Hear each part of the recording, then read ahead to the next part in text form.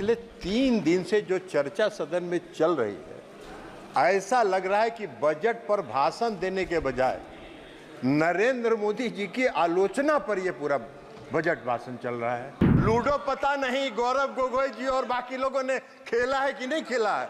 Ludo खेल के 99 पर पहुंचते हैं और जब सांप काटता है तो 0 पर पहुंच जाते हैं। अभी 5 साल देखिए, 5 साल के बाद मैदान में कहीं नजर नहीं आइएगा, वही होगा कि 99 पर सांप काटेगा और 0 पर पहुंचिएगा। यही होने वाला है। कई लोगों ने, कई पार्टियों ने चर्चा की, कहा कि 2 राज्यों को खुश करने की बात हुई है। ये प्री पोल अलायंस है और हमारा हो या तेलुगु देशम पार्टी का हो, प्री पोल अलायंस है और यह अलायंस फेविकोल से सटा हुआ है। आपके साथ भी रह के आपका चरित्र भी देख चुके हैं। गिद्ध की तरह आप लोग नोचते हैं। सत्ता मिला नहीं कि कैसे सत्ता को घींचते रहे, ये काम करते रहे आप लोग। बंद है। माननीय मंत्री राजीव रंजन सिंह जी, माननीय मंत्री राजीव रंजन सिंह, माननीय मंत्री, सभापति महोदय, सदन में आदरणीय प्रधानमंत्री नरेंद्र मोदी जी के तीसरे कार्यकाल का जो पहला बजट है उस पर चर्चा हो रही है और यह बजट जो है आत्मनिर्भर भारत बनाने की दिशा में मोदी जी की सरकार का क्या संकल्प है उसको दर्शाने वाला बजट। और पिछले 3 दिन से जो चर्चा सदन में चल रही है, ऐसा लग रहा है कि बजट पर भाषण देने के बजाय नरेंद्र मोदी जी की आलोचना पर यह पूरा बजट भाषण चल रहा है। भाई बजट पर बोलिए। और पूरा विपक्ष का जो भाषण का जो टोन है वो यह दर्शाता है कि जैसे नरेंद्र मोदी जी का चेहरा इनको पसंद नहीं आ रहा हो, ये उससे नफरत कर रहे हैं। लेकिन अब अगर आप नफरत कर रहे हैं, आपको पसंद नहीं आ रहा है, तो क्या करिएगा? इस देश की जनता ने उनके चेहरे को पसंद किया और तीसरी बार उनको देश की सत्ता संभालने की जिम्मेवारी दी। 60 वर्ष के बाद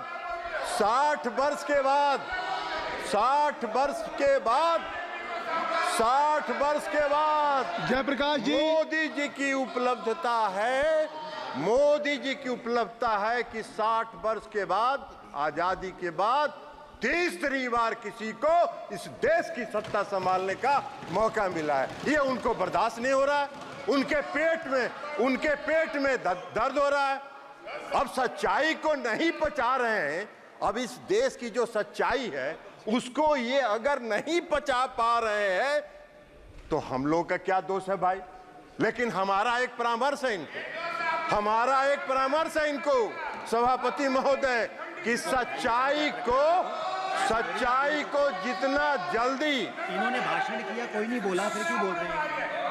बैठिए, बता देते हैं माननीय मंत्री जी, आपका चरित्र भी बता देंगे। माननीय मंत्री जी, एक मिनट, आपका चरित्र भी बता देंगे कि आप क्या करते रहे। माननीय मंत्री जी, आप चेयर से करें। जयप्रकाश जी, माननीय जयप्रकाश जी सुन लीजिए। आप जब बोल रहे थे समय भी अधिक दिया गया, किसी ने आपको व्यवधान नहीं किया। अगर आप खड़े होंगे, नहीं, आप परंपरा सीखिए। आप वरिष्ठ सदस्य हैं, बैठ जाइए। आप परंपरा सीखिए। आपके किसी स्पीच पे किसी ने व्यवधान नहीं किया। आपको अवसर, आपकी पार्टी को अवसर है। माननीय मंत्री जी जो बोल रहे हैं उसका जवाब आपकी पार्टी देगी, आपके पार्टी के नेता दे देंगे। सभापति महोदय, माननीय मंत्री जी ये बोल रहे हैं। कुछ दिन हम लोग इन लोगों के साथ भी थे और वहां जाके पता चला कि गिद्ध की तरह जैसे लाश को नोचने का काम ये लोग करते थे। और हम लोग विदा हो गए, प्रणाम करके इधर चले आए कि भैया वही काम करते रहो।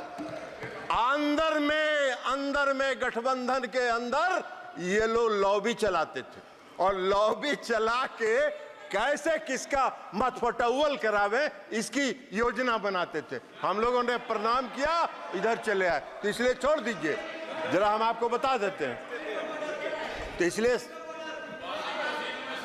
आप इधर आप बोलिए, आप चेयर को सभापति महोदय, सच्चाई इनको सुनना नहीं है, आप ही का पसंद विषय नहीं है। आप जो यही बोल हम रहे कर रहे हैं। आप जो बोल रहे हैं वो रिकॉर्ड पे जा रहा है। किसी का और किसी भी माननीय अन्य सदस्य का बात रिकॉर्ड पे नहीं जा रही, केवल आपकी रिकॉर्ड हम पे जा इनको बता रहे हैं सभापति महोदय आप कि जितना नो नो नो कि आप कृपया जितना- बैठ जाए, आप बैठिए, शौकत राय जी बैठ जाए।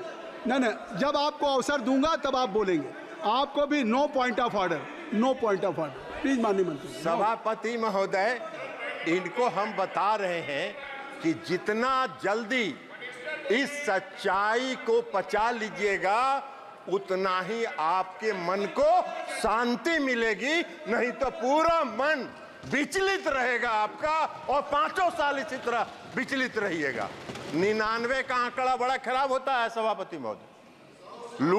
लूडो पता नहीं गौरव गोगोई जी और बाकी लोगों ने खेला है कि नहीं खेला है। लूडो खेल के 99 पर पहुंचते हैं और जब सांप काटता है तो 0 पर पहुंच जाते हैं। यही हाल है। तो इसलिए जरा इनको मन की शांति को जितना जल्दी ये शांत कर ले और देश की सच्चाई को जितना जल्दी ये स्वीकार करेंगे उतना ही इनके लिए चैन मिलेगा, इनको भी चैन मिलेगा और देश को भी चैन मिलेगा। और इस देश में जो नरेंद्र मोदी जी ने आत्मनिर्भर बनाने का जो काम प्रारंभ किया है वो आगे बढ़ता रहेगा, उसमें व्यवधान ये नहीं डालने का प्रयास करें।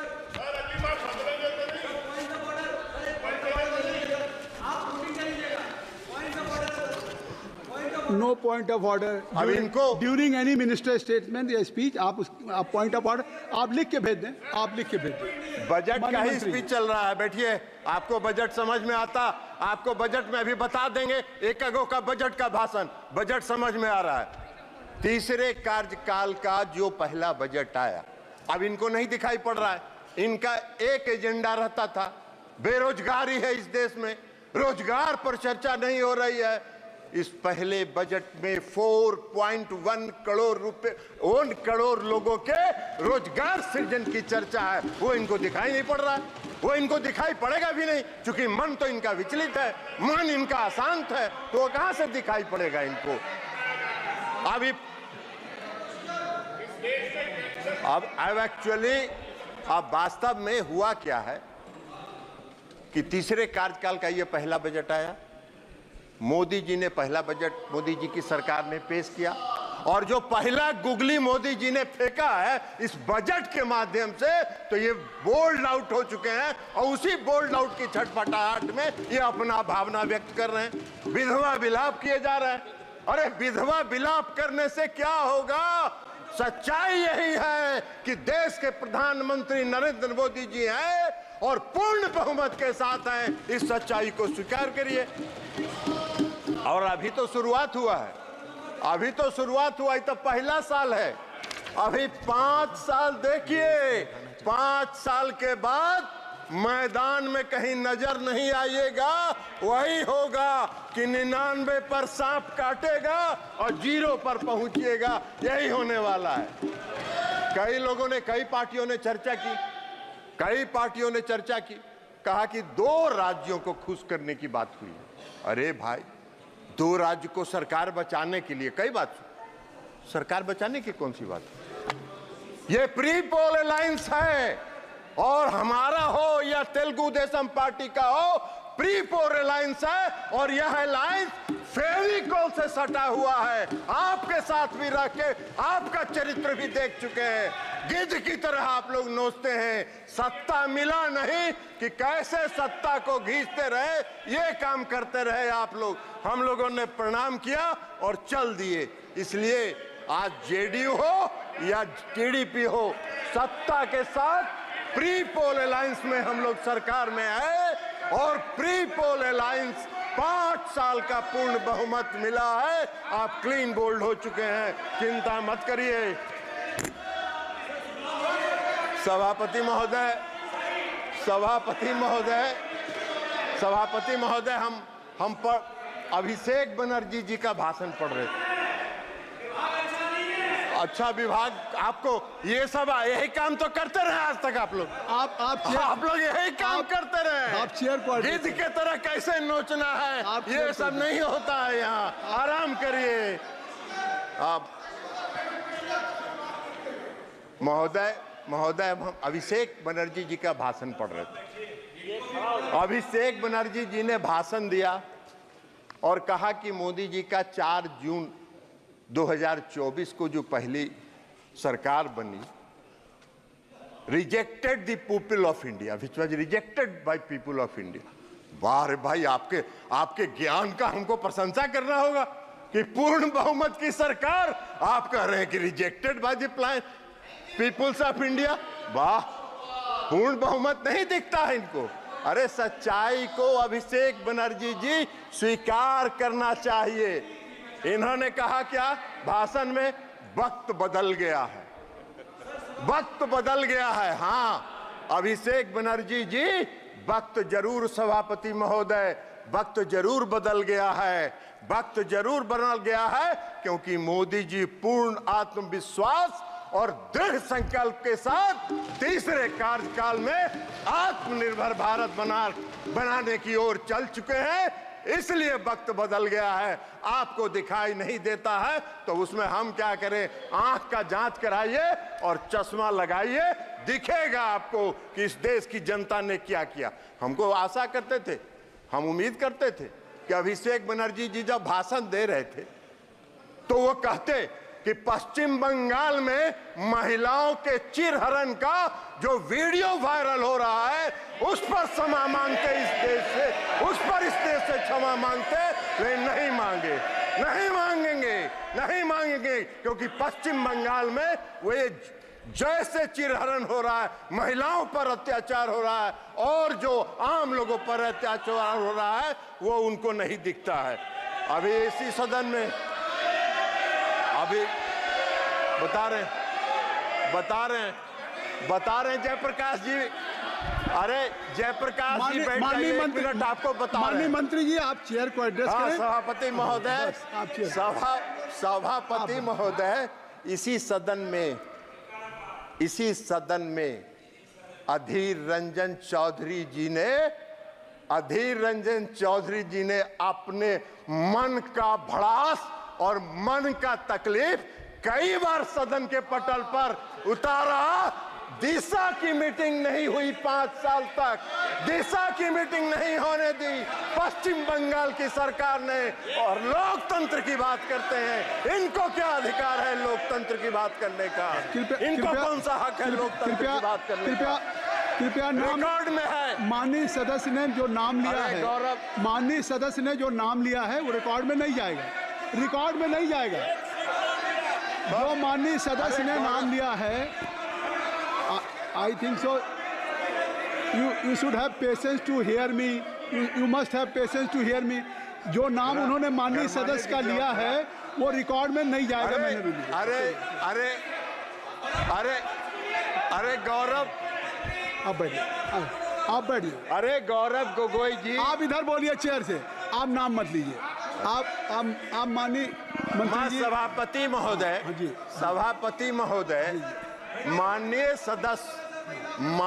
सदस्य गौरव गोगोई जी को नहीं, वो भी थे यहाँ, वो इस सदन में प्रेजेंट थे जब अधीर रंजन चौधरी नहीं, उनका नाम मत लीजिए, वो सदन के सदस्य नहीं, ठीक है, इसलिए मैं नाम, ठीक है, हाँ ठीक है, ठीक है, आप हो गया, विड्रॉ कर लिया उनका नाम, नाम उनका हमने वापस ले लिया। सभापति महोदय, उनका नाम हमने वापस ले लिया, लेकिन सच्चाई है कि 17वीं, बैठ जाइए ना जयप्रकाश जी, बैठ जाइए ना, बैठ जाइए, हुड्डा जी अंदर जाने वाले, बैठिए।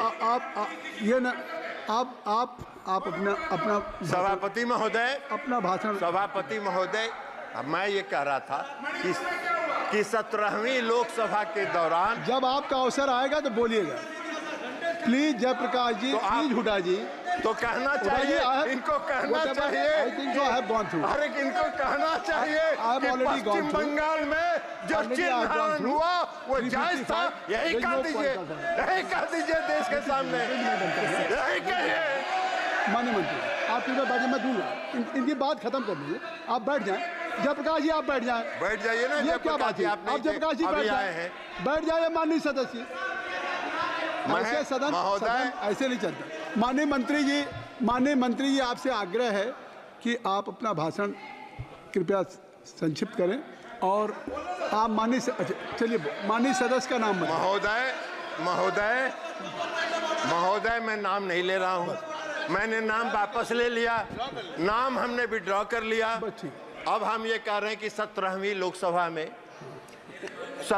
लोकसभा में उस समय माननीय विरोधी दल के नेता और सबसे बड़े पार्टी के जो नेता थे, उन्होंने सदन के अंदर कई बार अपनी पीड़ा का इजहार किया कि उनके क्षेत्र में दिशा की बैठक होने नहीं दी जा रही है, और गौरव गोगोई जी बैठे हुए थे। गौरव गोगोई जी उसके गवाह हैं, जयप्रकाश जी तो उसमें थे नहीं, ये कहां से जानेंगे। तो इसलिए गौरव गोगोई जी के सामने पीड़ा हुई। एगो सीट कांग्रेस को दिया, कांग्रेस ने दिया नहीं, एक कांग्रेस एक को सब अब उसके बाद भी लगे हुए हैं। तो लगे रहिए मुन्ना भाई, कुछ न कुछ तो मिलेगा।